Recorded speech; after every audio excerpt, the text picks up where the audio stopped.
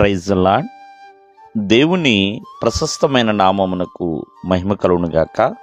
ప్రభు నామమున మీ అందరికీ హృదయపూర్వక వందనాలు. ఈ ఉదయకాలము దేవుని వాక్యాన్ని విందాం. ఫిలిప్పీలకు రాసిన పత్రిక 2వ అధ్యాయము 5వ వచనము. క్రీస్తు యేసునకు కలిగిన ఈ మనస్సు మీరును కలిగి ఉండుడి. అపోస్తలుడైన పౌలు గారు మరి చక్కటి విషయాన్ని తెలియజేస్తున్నారు. అంటే క్రీస్తు మనస్సు అండి. అంటే ఆ నజరేయుడైన యేసుక్రీస్తు వారు ఎటువంటి మనస్సును కలిగి ఉన్నారో ఆ మనస్సును మీరు కూడా కలిగి ఉండండి అని. మరి ఆ యేసయ్య మనస్సు ఎటువంటిది, మరి అది ఎలా కలిగి ఉండగలుగుతామో అనే ఆలోచన చేస్తే, మరి యేసయ్య మనస్సు ప్రేమ గల మనస్సు అండి. ఆయన మనస్సుతో ఎంతోమందిని ప్రేమించాడు.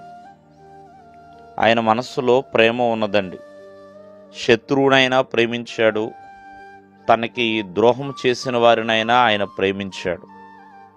ప్రేమైన వల్లరా ఆయన మీద ఆయన ఎవరిని కూడా ప్రతీకారము తీర్చుకోవాలనో ఎప్పుడు కూడా చూడనగాక చూడలేదు. ఆయన మనస్సు ప్రేమ కలిగిన మనస్సు. అంతేకాదు ఆయన మనస్సు క్షమాపణ గల మనస్సు అండి. ప్రతి ఒక్కరిని కూడా ఆయన క్షమించాడు, క్షమిస్తున్నాడు.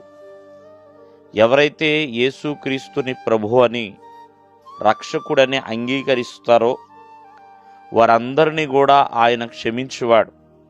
ప్రతి ఒక్కరి పాపముల నుండి ఆయన విడిపించువాడండి.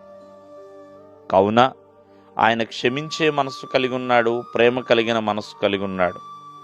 అంతేకాదు ఆయన పరిశుద్ధమైన పవిత్రమైన మనస్సు కలిగిన వాడండి. అలాగే ఆయన యొద్దకు వచ్చిన వారందరినీ కూడా ఆయన పవిత్రపరచువాడు.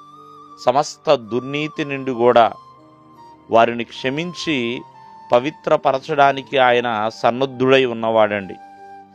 మరి అటువంటి మనస్సును మనం కలిగి ఉండాలని దేవుని యొక్క వాక్యం తెలియజేస్తుంది. ఆయనలో తగ్గింపు ఉంది, ఆయనలో ప్రేమైన వల్లరా ప్రేమ ఉన్నది. అంతేకాకుండా ఆయనలో ప్రేమైన వల్లరా మనలందరినీ కూడా క్షమించగలిగే దయా జాలి కూడా ఉన్నవండి.